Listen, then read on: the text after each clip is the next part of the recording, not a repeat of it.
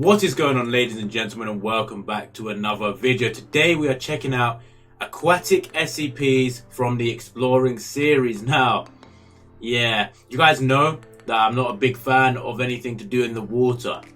I'm pretty sure I said a fear of mine is going into deep water, definitely where I can't stand. And that one SCP we checked out was the SCP-3000, the big eel. That was definitely very creepy. So one of you lovely people decided to suggest for me to watch Aquatic SCPs. So here we are. Here we are to watch this video. Anyway, if you are new to the channel, be sure to hit that subscribe button and hit those notifications. We do upload every single day. If you're interested in watching me play some games and just talk and you want to talk to me, whatever, I do stream on Twitch multiple times a week. So yeah, feel free to go follow me over there as well. And for all the latest updates on the channel, you can follow me on Twitter or join our Discord. If you really want to suggest videos as well, the best place to do it would be the Discord. But yeah, without further ado, boys, we're going to get into this video. Be sure also to subscribe to Exploring series if you haven't already. Definitely great videos over there. And without further ado, we're going to get into Aquatic SCPs. Aquatic SCP. Fear of deep water and the things that may lurk beneath an ocean's surface is a common enough phobia, and has been for quite a long time. Damn fucking right. Throughout history, humanity has told folk tales of gigantic sea monsters roaming the world's oceans, and this has pervaded much of modern fiction as well. From Leviathan to Cthulhu, we've been both fascinated and mystified by the depths of the sea. And as you might expect, the SCP universe is rife with aquatic horrors and anomalies. In fact, there are dozens of SCPs with the aquatic tag, and so this video will only look at a handful of the more interesting and popular ones, excluding ones I've already touched upon, like SCP-3000.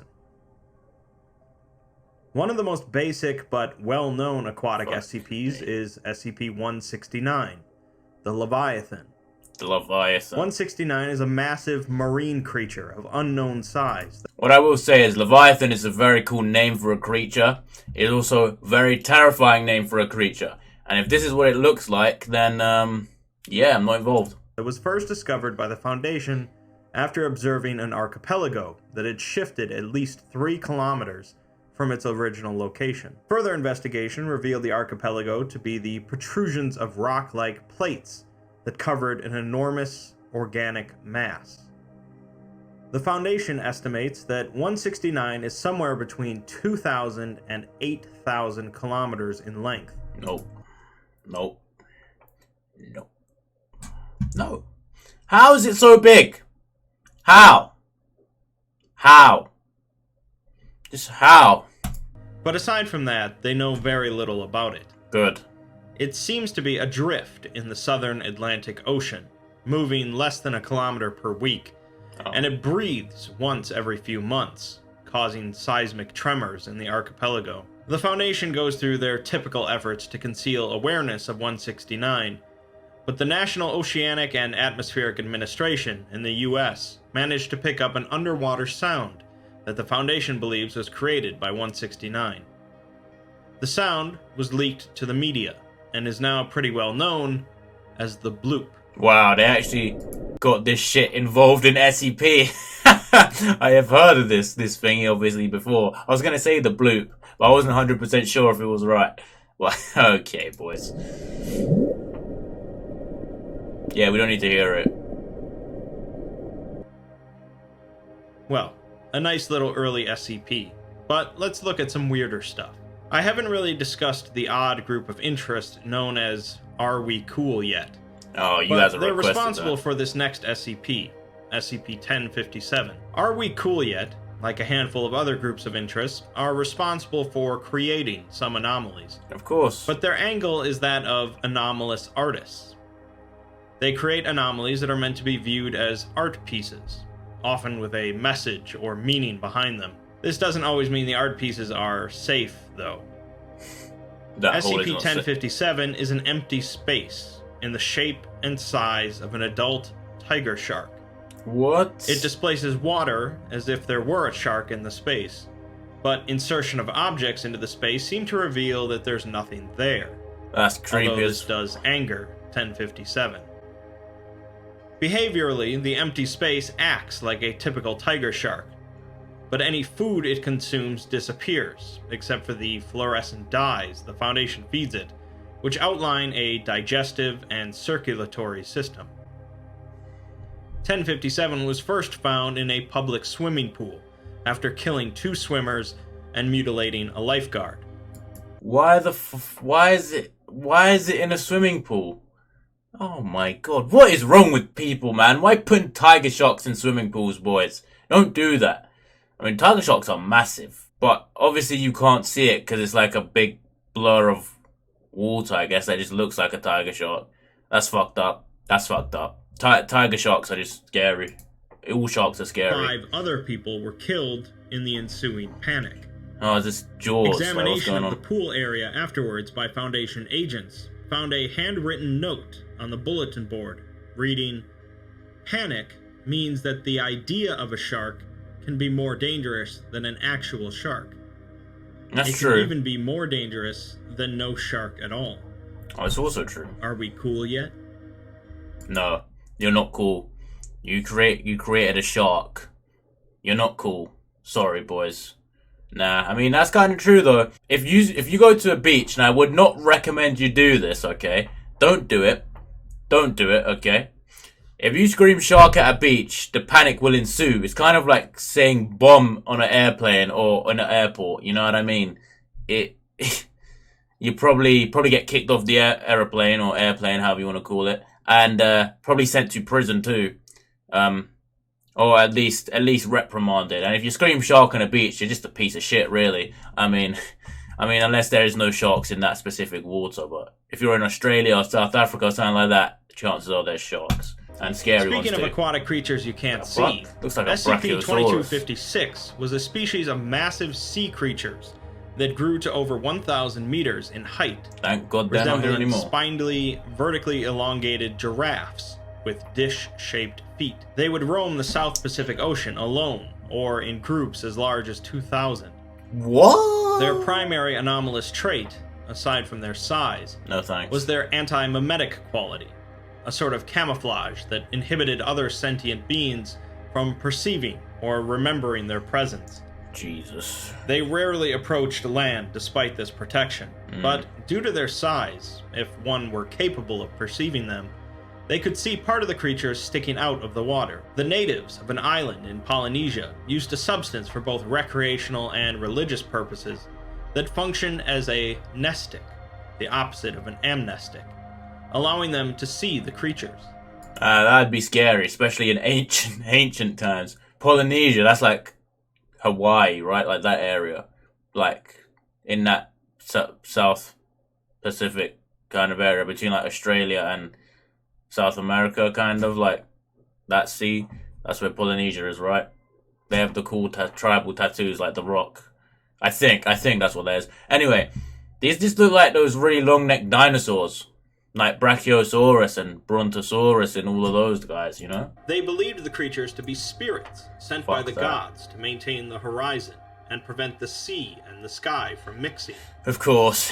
Although they were seen as friendly and well-meaning creatures, they didn't always do their job, resulting in storms and typhoons.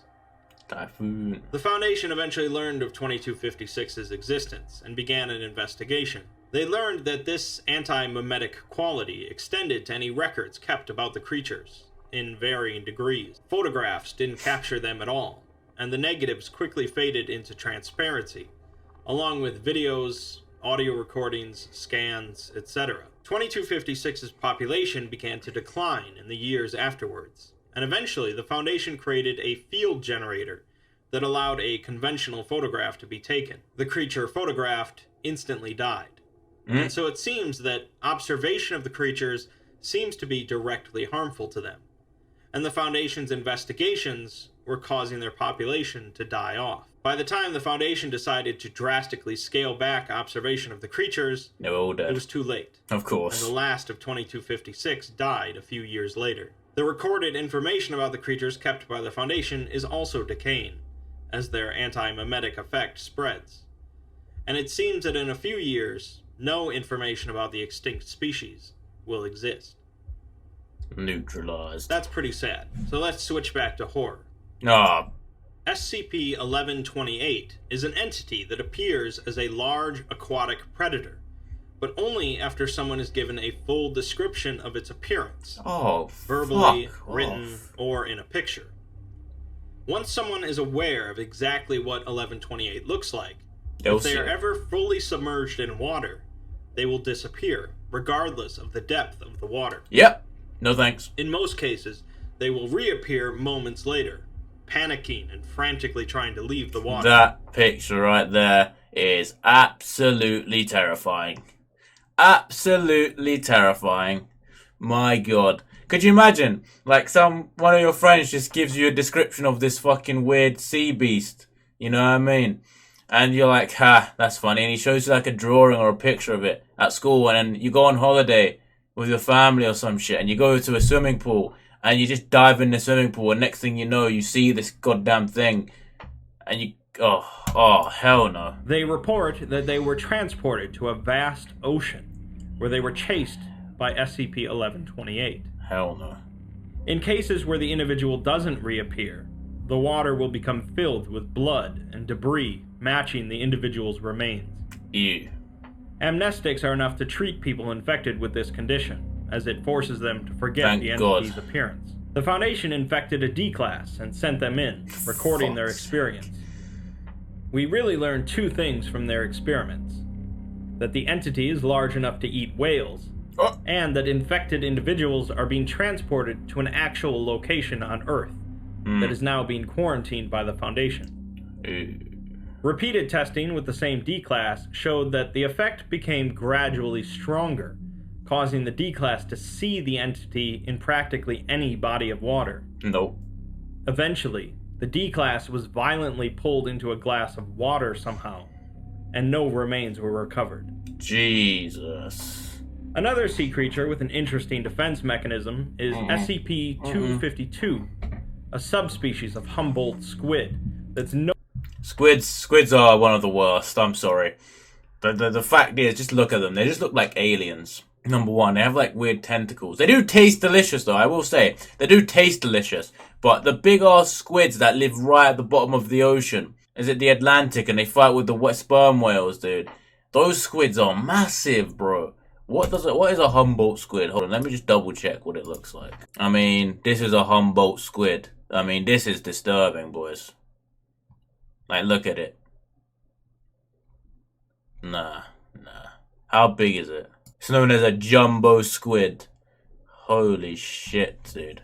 It can swim 24 kilometers an hour. Oh my god. They grow up to 2 meters. 2 meters. That's not 6 feet, dude. That's bigger than 6 feet.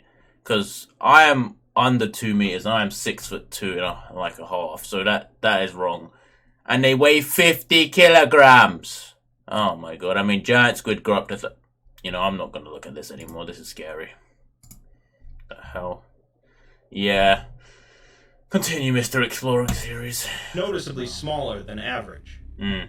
They lack an ink sac, and instead have an increased density of chromatophores, cells in the skin that are capable of producing rapidly varying colors. Like an octopus. When threatened or agitated, 252 will use these cells to convince observers that it has altered its body into a gigantic aquatic creature, up to 75 meters tall. Oh, Jesus. It will seem to grow a large number of appendages, ranging from tentacles to insectoid pincers to humanoid arms and legs ending in talons. That's disturbing. There will also be a cluster of tentacles around its mouth. Ew.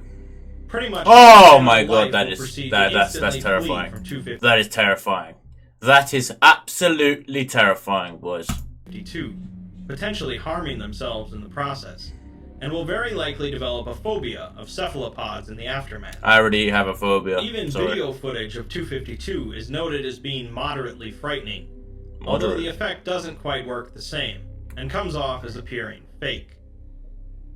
The Foundation at first was convinced that 252 was a highly dangerous and destructive anomaly, but after learning about its effect, have now reclassified them as safe, not even bothering to hunt down any others in the wild. They're not that bad, I guess. Perhaps the most notable aquatic SCP, aside from 3000, what is that? is SCP-835, but I'll warn you that it's definitely a little bit gross, and certainly dark. Can we take this off the screen? 835 appears to be a large mass of coral-like polyps, weighing in excess of 100 tons. Oh. It is incapable of moving, but it uses a number of large tentacles projecting from the polyps to anchor itself, as well as to gather food. These tentacles are coated with a sticky adhesive substance, and are strong enough to damage plate steel.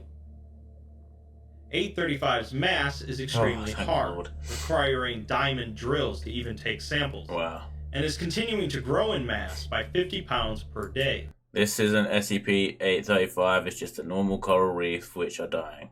Well, thank God.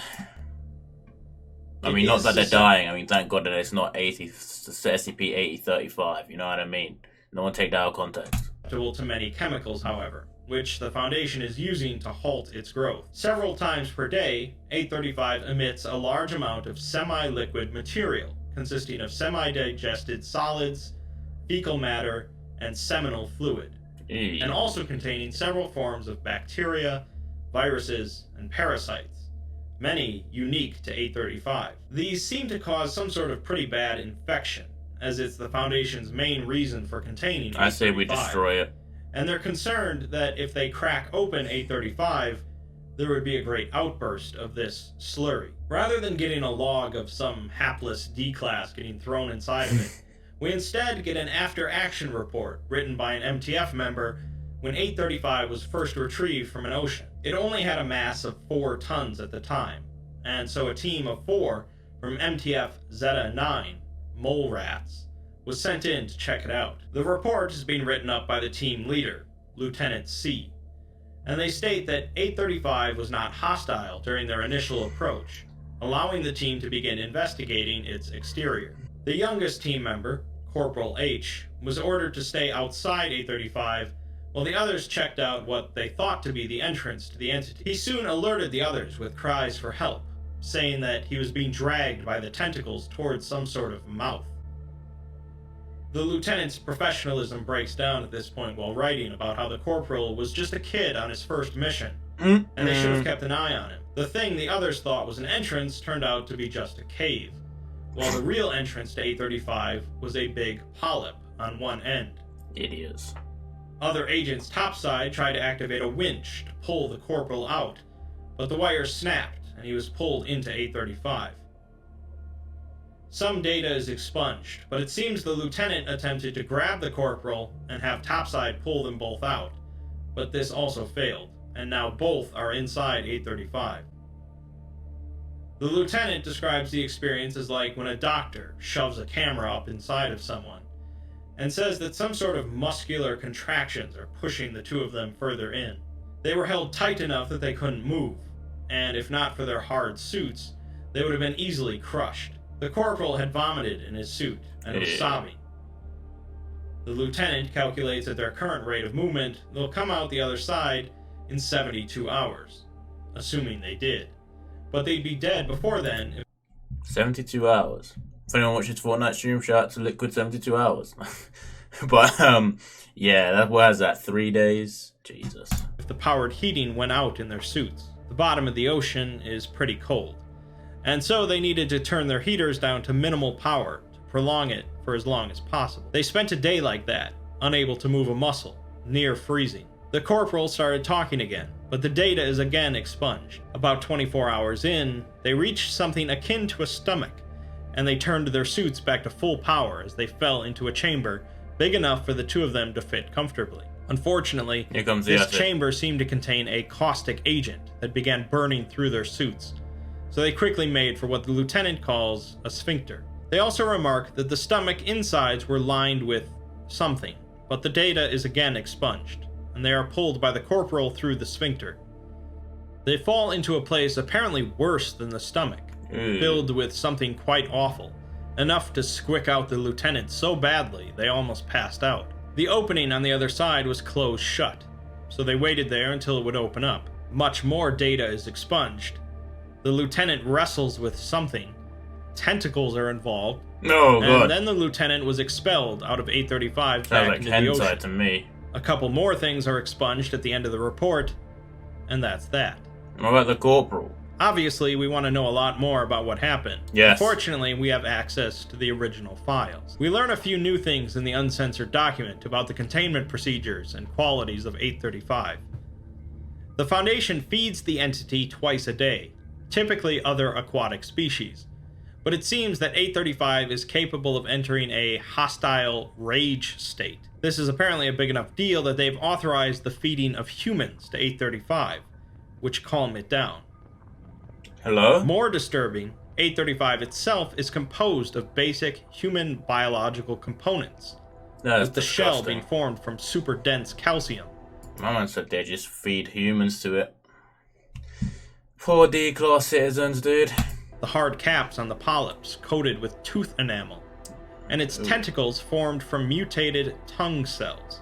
I need to know if the humans Most are of dead. a human's though. biological systems are when they feed present them. throughout the entity, but they showcase extreme mutation, and the digestive and reproductive systems are linked to one another. Most alarming, however, are the effects of that infectious slurry that 835 keeps spitting out.